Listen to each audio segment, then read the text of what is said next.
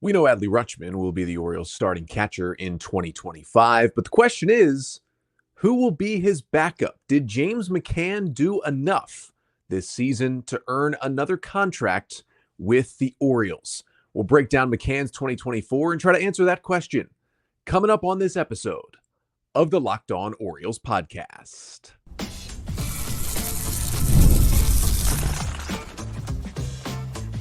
You are Locked On Orioles, your daily Baltimore Orioles podcast. Part of the Locked On Podcast Network, your team every day.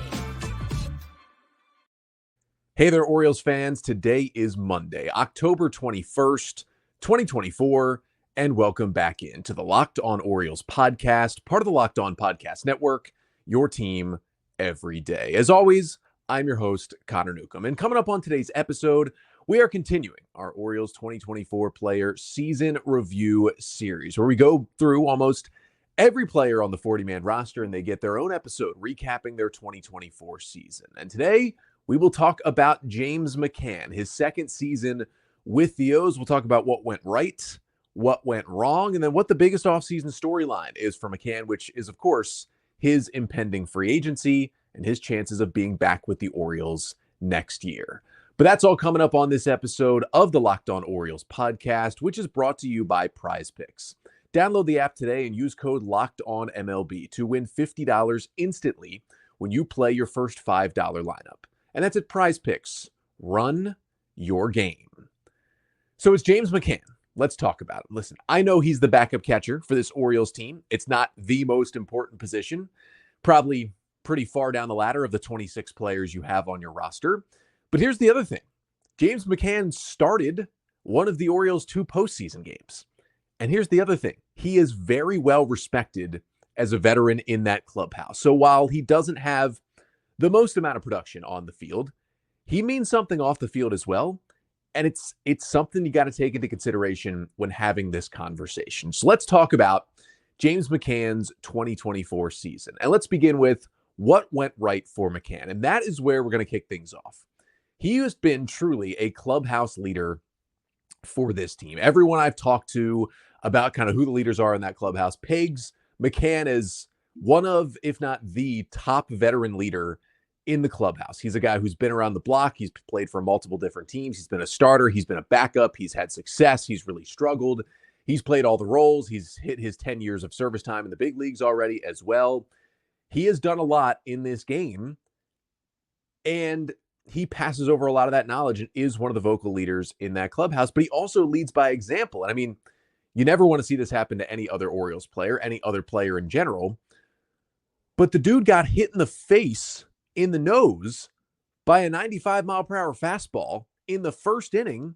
And because he knew it was game one of a doubleheader and it would not have been good for the Orioles to lose their catcher in game one of a doubleheader, he stuck it out and played the rest of that game and basically didn't miss any time for the Orioles. Got surgery, had the face mask on, and played through it and produced at one of the better levels of his career. The pitchers like to work with him. He's not, behind the scenes, or at least data-wise, he's not the best defensive catcher in Major League Baseball. Certainly not. But the Orioles pitchers like to work with him. He caught Corbin Burns a lot in 2024. He was a serious part of this team despite not playing the biggest role on the field for the past 2 years. Now, the other thing was McCann was surprisingly solid at the plate this year. Now, I'm not saying he lit the world on fire. He was still a below average big league hitter, but he played in 66 games and had 233 plate appearances for the Orioles this year. And James McCann hit 234, 279 on base, 388 slug. That's an 89 WRC plus, which, yes, is 11% worse than league average, but is the third best full season of James McCann's career. He had a 108 WRC plus with the White Sox in 2019. He had a 94 with the Tigers in 2017. And he had a 141 with the White Sox, but that was in the shortened 2020 season. That is what earned him that 4-year free agent contract with the Mets that offseason. And kind of turned into a little bit of fool's gold as the Mets traded him just as a salary dump 2 years into that contract to send him over to the Orioles. But I mean, you're going to take a season like that where, you're 34 years old and you're producing at the levels you were when you were 27 offensively. Like, the Orioles certainly would take that from James McCann. And what he did in the second half of the season was incredible. From July 1st on, and again, this was in 111 plate appearances. From July 1st on, he was nothing close to an everyday player. He was playing the role of a backup catcher who started behind the plate probably on average twice a week in this span. He had a 127 WRC plus from June 1st on, from July 1st on. You know who also had a 127 WRC plus for this Orioles team from July 1st on? Gunnar Henderson. James McCann produced to Gunnar Henderson levels in a much smaller amount of plate appearances in the final 3 months of the year. That's pretty impressive, even if the sample size is smaller. And also, that is exactly when Adley Rutschman started to tail off. Adley, in the final week of June, took that foul ball off his hand, and that's really when his offensive numbers started to tank. And although the Orioles haven't admitted it, a lot of people have pointed out that may have been with that hand injury where, the hard hit rates went down, the barrel rates went down, the offensive stats went down. That's right where James McCann stepped up, but he never even got to a point where he was close to even sharing the playing time with Adley. He was firmly entrenched as a backup catcher that entire time. But knowing when he was in there, he would hit down the stretch, that was huge for an Orioles team that not just had Adley struggling, but over the final 2 months had most of this lineup struggling. And James McCann was one of the guys who would actually produce a little bit for you when you put him in the lineup. I mean, in that same stretch from July 1st on, James McCann with a 127 WRC plus was tied for third best on the Orioles. Adley Rutschman with a 64 WRC plus in that stretch was worst on the Orioles. So McCann, in way less plate appearances, was producing a lot more than the starter above him. And he wasn't lighting the world on fire. Again, he was still a below league average hitter overall, but an 8.6% barrel rate was the highest of his career at age 34 in a full season. That's pretty impressive. And guess what? Not only was he good in the second half of the year, he was phenomenal in the month of September when the Orioles were scratching and clawing for anybody to hit. Now, it was only 37 plate appearances. Again, he is a backup catcher. But McCann had a 200 WRC plus. He was twice as good as a league average hitter in the month of September. He hit 324 and slugged 735 in those 37 plate appearances in September. That 200 WRC plus among, of course, Orioles hitters with 30 plate appearances or more, that was the best in the O's lineup. It was when they went to James McCann twice a week down the stretch. And I understand that, are you really putting your best 9 out there in a postseason game if you start James McCann like the Orioles did in Game 1 against the Royals? But if you're looking at what have you done for me lately, it wasn't the worst call the way McCann was swinging the bat down the stretch to put him in there. But of course, in those playoff ABs, he didn't come through. And it wasn't just that he got out. He came up in maybe the biggest spots of the Orioles season in Game 1 and did not come through in either. We'll talk about that and a little bit of the defense as well when we talk about what went wrong in James McCann's 2024 season. That is coming up next. But first, this episode of the Locked On Orioles podcast is brought to you by Prize Picks. Now, what's Prize Picks? It is the best place to get real money sports action. With over 10 million members and billions, that's billions with a B, dollars in awarded winnings, Prize Picks has made daily fantasy sports accessible to all. You just pick more or less on at least 2 players for a shot to win up to 100 times your cash. You can run your game all season long at Prize Picks. Again, winning up to 100 times your money, you just need 4 correct picks. 4 correct picks. You get into football season, Justin Jefferson, more or less than 83.5 receiving yards. Patrick Mahomes, more or less than 267.5 receiving yards, are some examples we've seen in the previous weeks that you might want to look at on a football Sunday. Just get 4 of those right, and you can start making some cash. So download the app today and use code LOCKEDONMLB to get $50 instantly after you play your first $5 lineup. Again, download the Prize Picks app today and use code LOCKEDONMLB to get $50 instantly after you play your first $5 lineup. That is at Prize Picks. Run your game.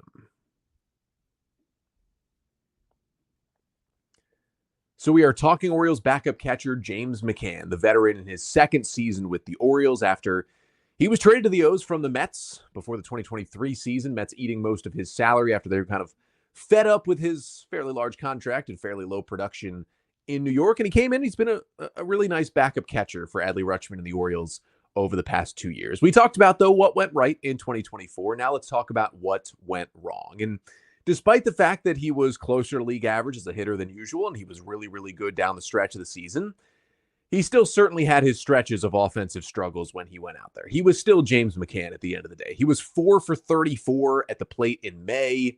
He was really bad in the month of August. He had a great July and a great September, but sandwiched in between a really, really bad August as well for the Orioles. That was when Adley was also really struggling. And of course, as I mentioned, he just didn't come through in the postseason. Now, a separate argument is, should James McCann have been in the starting lineup of game one of the wild card series? That's a separate conversation here. But the Orioles put him in there. As I mentioned, he was red hot in September. There was a lefty on the mound in Cole Reagans. He generally hits lefties better. You were still able to DH Adley, and he had caught the final 3 regular season starts for Corbin Burnes, and maybe the Orioles wanted him back there defensively for Burnes' playoff start as well. So they put him in there in game one. And it didn't go well. In the third inning, Cedric Mullins led off with a double, and then James McCann struck out, didn't bring him in, didn't move him over to third base. The big one was in the fifth. McCann came up. There was a Arias double. There was a Mullins single with 1 out, kind of a bloop single. Arias went to third. Orioles had first and third, 1 out, fifth inning. It's a 0-0 game. It felt like a game, and it ended up being that, where 1 run could be the difference. And McCann coming in the biggest spot of the day, and he strikes out again. Orioles, then Gunnar Henderson gets out, and they do not bring any of those runs home. And he was eventually pulled for a pinch hitter in the 8th inning, and that was his postseason. Did not appear in the game 2 loss, and the season was over. But that was kind of a tough end to a season where he was better offensively, especially down the stretch. And it's a tough spot for James McCann because he's probably not super expecting to be in that spot. I'm sure he loved it and took the challenge and loved being behind the plate for Corbin Burnes in game 1, but even with how he was producing down the stretch, I don't think anyone would say James McCann is one of the Orioles' 9 best hitters that they had on the roster for the postseason. Maybe you can make an argument because of how everybody was being terrible and he was actually hitting a little bit, but I think throwing Austin Slater in there, Ryan O'Hearn in there, even against the lefty, probably gives you a little better chance. And, you just catch Adley in that spot. But I get why they did it. It's a tough spot. It left a sour taste in the mouth of Orioles fans for James McCann. And again, it's like, what are you expecting from your backup catcher to do in that spot? It was unfortunate with the sequencing that he came up in 2 of the biggest plate appearances of the day. And just even one of those putting the ball in play could help the Orioles, and just did not do it in that spot. The other thing was, and this has always kind of been the thing with McCann with the Orioles, his defense is not to the level you really, really want it to be for your backup catcher. And he's got a good arm, solid pop time. He throws out runners at an okay rate. 12 of 51 base stealers he caught, but a lot of that was he caught Corbin Burnes a lot, and we know that Corbin Burnes basically just did not hold runners this season, so that hurt the stats of James McCann there.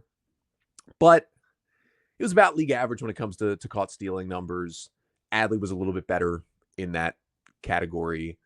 But in terms of blocking, -5 blocks above average, the StatCast stat, like that's in the 11th percentile in baseball. It's not very good. He was pretty far down the list. Meanwhile, Adley, 5th best catcher in baseball in terms of blocking. So in that sense, it's okay because, okay, your backup catcher doesn't do something good defensively, but your starting catcher is one of the best in the league at doing that thing. So that can even out a little bit. You feel okay with that. But he was -5 in terms of framing runs. That was 51st among 58 qualified big league catchers this year. He was not a good framer. And while Adley was better, Adley was also below league average as a framer this year. So that was kind of not a great combination for the Orioles to have their 2 catchers be below average framers, and it probably hurt the pitching staff a little bit from time to time. So you probably want a little bit more in the framing department from your backup catcher. Now, McCann, here's the other thing. He rated out as a better framer and a better thrower in 2023, and even the catching defensive stats. I've talked about it over the last couple of weeks at different times on the podcast. These defensive metrics, while they're better than anything we've ever had and they're better than they've ever been, they're also going to get better. And it's hard to even in 2024 still fully trust what they spit out, especially in a year-long season sample. You want to look at like 3-year samples to get a better reading. And McCann looks a little better in the 3-year samples. His blocking still isn't good, but the throwing looks better. The framing looks better. It's tough to look at it year to year, but he did not have a good year defensively behind the plate. And that hurts because even though he was producing better as a hitter, he still was not even league average. So that's also what makes him a backup catcher, right? We're not grading him out here on the scale of being a starter. He is a backup catcher. It's a very different job than really anything else in Major League Baseball. So you kind of pull that together, and could he have been better? Yes, but also, like, what do you really expect from a backup catcher, right? He did the things he needed to do and was a good leader in that clubhouse, but it's tough to forget about those 2 at-bats in the postseason. And this is something we've talked about for the entire Orioles short postseason run. You can't weigh 2 games of sample size versus 162. But those 2 games were more important than the previous 162. So it's a really tough balance. And for James McCann, who was great in the final 3 months, was amazing in September, was maybe the biggest culprit of not coming through in the big spots, at least in game 1 of the wild card series. And maybe he shouldn't have been in that spot anyway. And again, that's a separate conversation, but it was certainly a tough way to end his season. And if he does not return to Baltimore, it is certainly a tough way for James McCann to end his Orioles career. But that is the final question of today's episode. Will McCann be back? Because he is a free agent this offseason. I guess he's a candidate to maybe retire, but he seems like he still has some baseball left in him. Will that be with the Orioles? We will try to answer that question to finish off the pod coming up next. But first, this episode of the Locked On Orioles podcast is also brought to you by FanDuel. Hey, NFL fans, you can start the season with a big return on FanDuel, America's #1 sportsbook. So when you get a hunch in the middle of the game, you can check out the latest stats, view live play-by-play, and so much more on the exact same page where you place your bets. And here's a great part. You'll get started with $200 in bonus bets guaranteed when you place your first $5 bet. That's right, $200 in bonus bets. Now, you go to FanDuel right now, the Ravens 3.5-point favorites over the Buccaneers tonight. I could not feel better about the Ravens versus Baker Mayfield. I would certainly be taking the Ravens minus 3.5 in this one. And you can do the same as well over at FanDuel.com.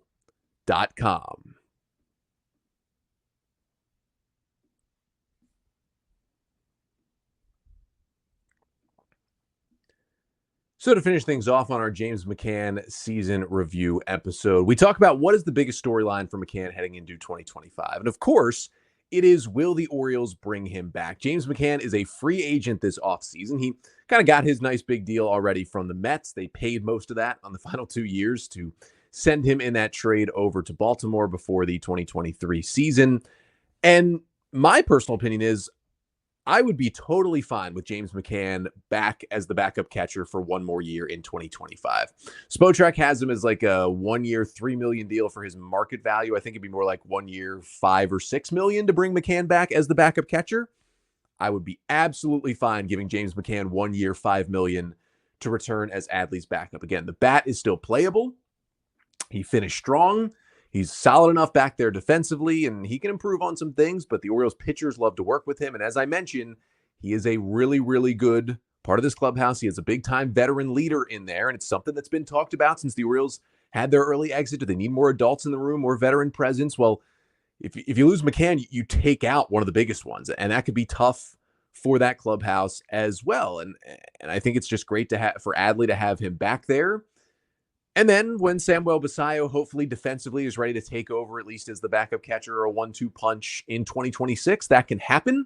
But he is not going to be ready to do that for most of next year. So the Orioles are going to have to bring in, even if they don't bring back James McCann, another backup catcher for Adley Rutschman. And I think the easiest move and maybe the best move could just be running it back with James McCann. I mean, potentially somebody like Blake Hunt, who came over in the Mike Bauman trade. He was a catcher in AAA. He's currently on the 40-man roster, would be maybe the next guy if they didn't bring in someone from outside and they let McCann walk. But I'd rather have a more experienced, stable veteran as a backup catcher. Even a guy in McCann who doesn't have a gigantic upside anymore, I'd rather have that stability behind Adley. And it also really depends on, what the Orioles think about Adley Rutschman heading into 2025.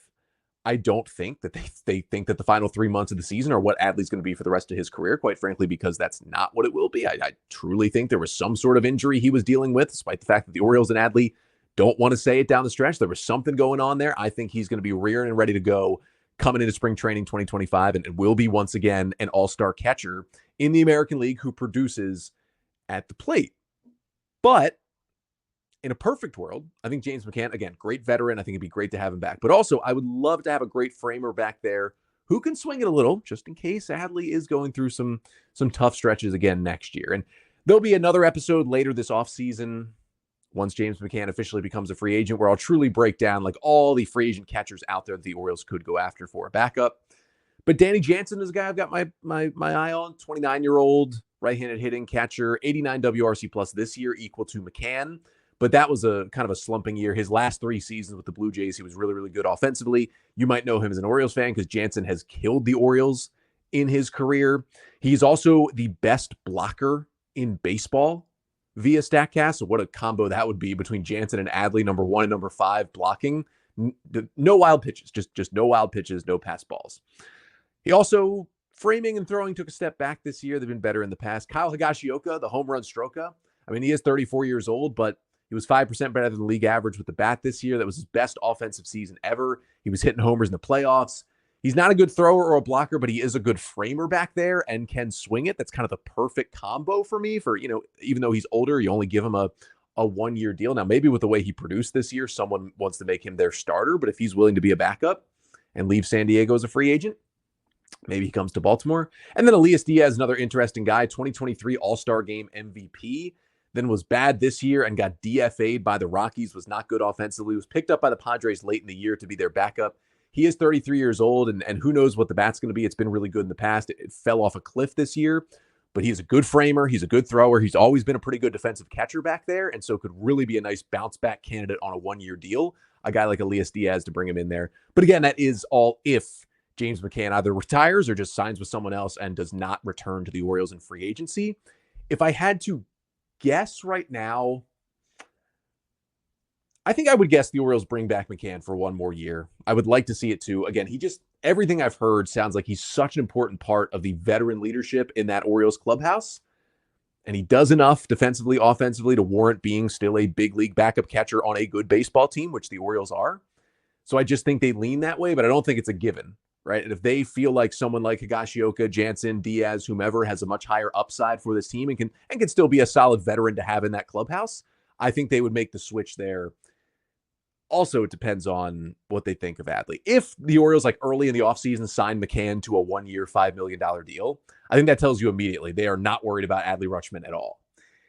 If they let McCann walk and they're talking to different guys and they go and maybe they sign Higashioka or Elias Diaz, they give him a 2nd year, they give him a little bit more money, whatever it is, that makes you think a little bit about Adley, that he's going to be fine. But I think what the McCann signing would also tell us is, yeah, Adley's all good because you don't want to be playing James McCann 80 games a year, but a guy like Diaz or Higashioka, you'd feel a little bit better, right? Or Jansen, who's been a backup catcher for a while, or a starting catcher for a while. If you had to do that, McCann's a backup. You bring him back if you're feeling confident in Adley, which I am, and in McCann's leadership.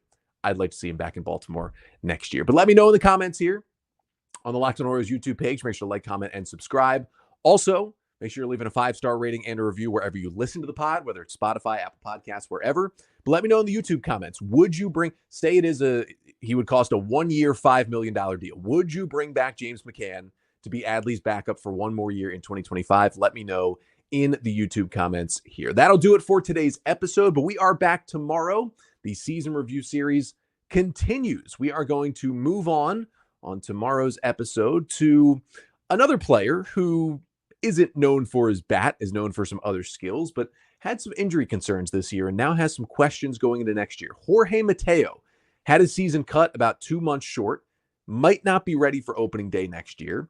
How does that all factor into his chances of making this team as a utility infielder in 2025? That is all coming up on tomorrow's episode. But until then, I'm Connor Newcomb, and this has been the Locked On Orioles podcast, part of the Locked On Podcast Network, Your team every day.